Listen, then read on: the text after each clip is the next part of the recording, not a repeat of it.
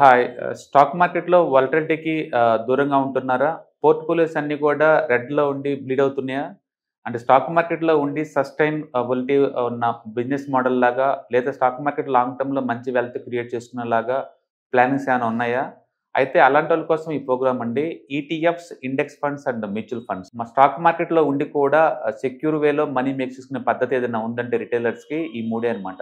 దీంట్లో కాంప్రహెన్సివ్‌గా మీకు training and guidance దొరుకుతుంది. అండ్ వీకెండ్స్‌లో జరిగే ఈ ప్రోగ్రామ్‌లో అటెండ్ అవ్వటం ద్వారా ETFs, index funds and mutual ఫండ్స్‌లో మీ నాలెడ్జ్ పెంచుకోండి. మీ పోర్ట్‌ఫోలియో మీరే మెయింటైన్ చేయడం ద్వారా ఇయర్లీ యావరేజ్ మీద 20-30% మనీ మేక్ చేసుకోండి. All the best. Thank you.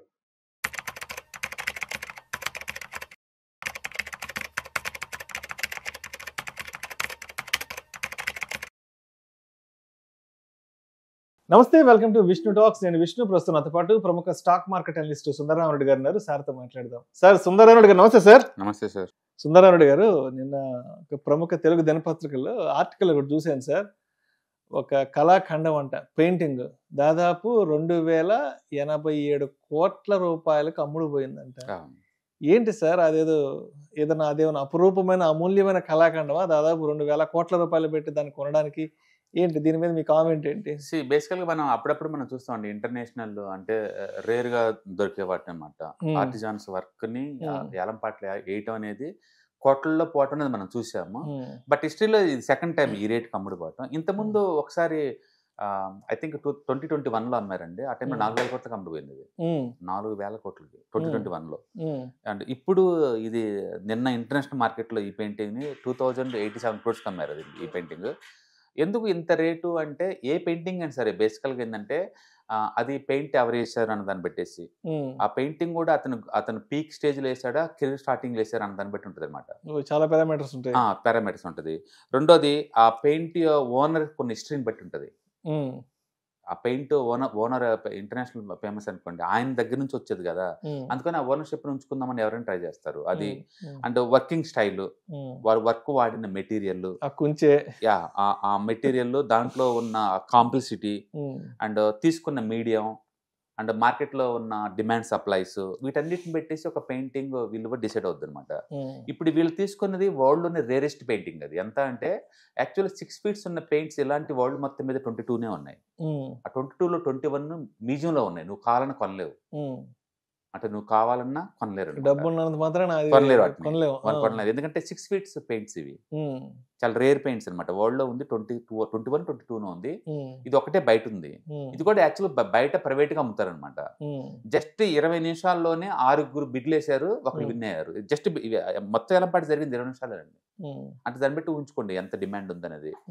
వీటిని కొన్ని అవతలోళ్ళు ఏం చేసుకుంటారు అంటే బేసికల్‌గా మనం పిజ్జా సెంటర్‌కెళ్ళి ఎక్కువ తిన్నాం అనుకోండి, ఆ మిగతా పిజ్జాని వదిలేసి వెళ్తాం కదా! అంటే ఆ టైంలో అది నీకు దేనికి పనికిరాదు అని అర్థం. అట్లనే అల్ట్రా రిచ్ వాళ్ళకి ఏంటంటే వాళ్ళకి బోల్డెన్ని ఉంటాయి. ఇలాంటి 2000 కోట్లు కూడా ఒక మూలన అనుకోండి, దాన్ని వదిలేస్తారు. ఆ టైప్ అనమాట. అందుకని వాళ్ళ ఆ వే ఆఫ్ బయింగ్ సెల్లింగ్‌ని మనం నార్మల్ పర్సన్‌తో మనం పట్టుకోలేము. ఎవరైనా నాలాంటి వాళ్ళకి అది ఫ్రీగా ఇచ్చినా సరే నేను ఒక మూలన పడేస్తాను. కనీసం ప్రామినెంట్ ప్లేస్ కూడా డిస్ప్లే చేసే అంత నచ్చే అంత ఏం లేదు. మీరు జాగ్రత్తగా పెయింటింగ్ చూడండి.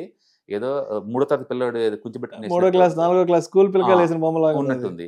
కాబట్టి దాంట్లో ఉన్న అర్థం, పరమార్థం మనలాంటి సామాన్యుడికి అర్థం కాదు. అర్థం అయ్యే ప్లేస్‌లో అది పెడితే దానికి అంత వాల్యుయేషన్ వచ్చింది. అంటే మనలాంటి వాళ్ళకి అంత కళాత్మక హృదయం లేదు. ఈ మార్కెట్‌లో 20 సంవత్సరాల నుంచి ఉంటేనే ఆ స్టాక్ యొక్క వాల్యుయేషన్ మనకు పూర్తిగా అర్థం కాదు. ఇంకా పెయింటింగ్ వరల్డ్ అది మనకు తెలియని ప్రపంచం అది.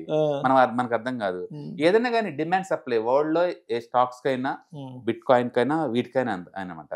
ఇవన్నీ ఎంతవరకు ఉంటాయి అంటే రిసెషన్ వచ్చేంత వరకు ఉంటాయి. ఒక మనిషి డబ్బులు ఎక్కువ ఉన్నంత వరకే ఉంటాయి అనమాట. ఒక్కసారి రిసెషన్ వచ్చేస్తే ఈ రేట్లు మంది కొలాప్స్ అయిపోతాయి. మొన్నటిదాకా బిట్ కాయిన్ అనేది అందరికి అందుబాటులో లేని వస్తువు అన్నారు. 1 ఇయర్ లోకి రాలా?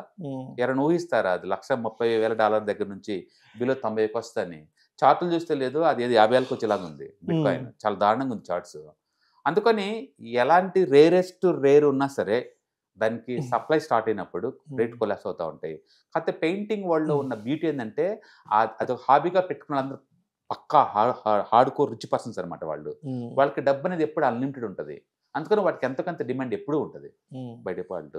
అందుకని మనకు అర్థం కాని వాల్యుయేషన్ అవన్నీ అండ్ ఉంటుంది. కాకపోతే ఏంటంటే సర్ప్రైజ్ థింగ్ ఏంటంటే ఈ 20-27లో కూడా కంప్యూటర్ గ్రాఫిక్స్ వచ్చి బోర్డు ఎంత ఉన్నా ఈ రోజుల్లో కూడా స్టిల్ ట్రెడిషనల్ పెయింట్స్ కి ఒక వాల్యుయేషన్ ఉందని చెప్పేసి ఇంకోసారి ప్రూవ్ చేసింది అంతే. అండ్ డెఫినెట్ గా 2000 crores అంటే అది పెద్ద మ్యాసివ్ వాల్యుయేషన్ అండి అది. అండ్ వాల్యుయేషన్ ఎలా లెక్కడతారో మనకైతే ఐడియా లేదు కానీ మెథడ్స్ అన్ని కూడా. అంటే ప్రపంచంలో సెకండ్ బిగ్గెస్ట్ హైయెస్ట్ వాల్యుయేషన్ ఇది. ఫస్ట్ వన్ అయితే 4000 కోట్లు, అది 2021లో ఏలం పాటికి వచ్చింది. ఇది సెకండ్ వన్ అనమాట. సో మొత్తానికి ఇప్పుడు అలాంటి కళాఖండాలను అర్థం చేసుకోవాలంటే ముందు కళాత్మక హృదయం ఉండాలి. ఆ హృదయం రావాలన్నా మళ్ళీ మీరు పెయింటింగ్ నేర్చుకొని రావాలి.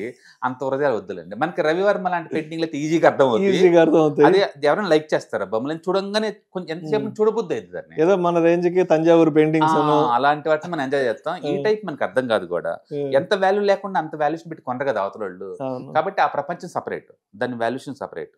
ఇది ఎలా ఉంటుందంటే టిప్పు సుల్తాన్ కల్తీని అతను కొన్నారు ఎవరు మన కర్ణాటక నుంచి వాళ్ళు 2000 కోట్లు ఇచ్చి కొన్నాడు. ఇప్పుడు ఒక వెర్షన్ ఏంటంటే తుప్పైన కత్తి తీసుకుని ఏం చేసుకుంటావు అని సెటర్లు వేసే ఒక బ్యాచ్. చాలా టిపికల్తోనే వాడిన కత్తి కాబట్టి చాలా రేరెస్ట్ అని చెప్పేసి ప్రౌడ్ ఫీల్ అయ్యేవాడిని ఇంట్లో డిస్ప్లే చేసుకోవటం రెండో పద్ధతి. అందుకని ఆ వాల్యుయేషన్ ఎప్పుడు గ్యాప్స్ ఉంటాయి. యాక్సెప్ట్ చేసే వాళ్ళు ఒకటి, లైక్ బిట్ కాయిన్ కూడా కొంతమంది అది కరెంట్ పోతే జీరో అయిపోయి వాల్యుయేషన్ ఏంది ఆ రేట్ అనే వాళ్ళు ఉన్నారు. ఫ్యూచర్ గురించి ఏం అర్థం కాదు అని షట్టర్లు వేసే వాళ్ళు ఉన్నారు. అందుకని కొన్ని వాల్యుయేషన్ మన అగ్రిమెంట్ రాలేము అంత ఈజీగా. కాబట్టే వాటికి టూ మచ్గా అప్ అండ్ డౌన్ అవుతుంటాయి వాల్యుయేషన్స్. కాబట్టి ఆ రేటుకి ఈ రోజుల్లో కూడా రావడం చాలా గొప్ప విషయం. అంటే పెయింటిస్టులు అందరూ ఎవరైనా ఉంటే ప్రౌడ్గా ఫీల్ అయ్యే మూమెంట్ అనమాట అది. బట్ మనకు అర్థం కాదు ఆ వాల్యుయేషన్ కాబట్టి మనం కామెంట్ చేయాలి. Thank you sir, thank you so much. ETF index mutual funds నేర్చుకుని స్టాక్ మార్కెట్లో రాణించాలనుకుంటున్నారా? వెంటనే ఈ నెంబర్కి కాల్ చేయండి.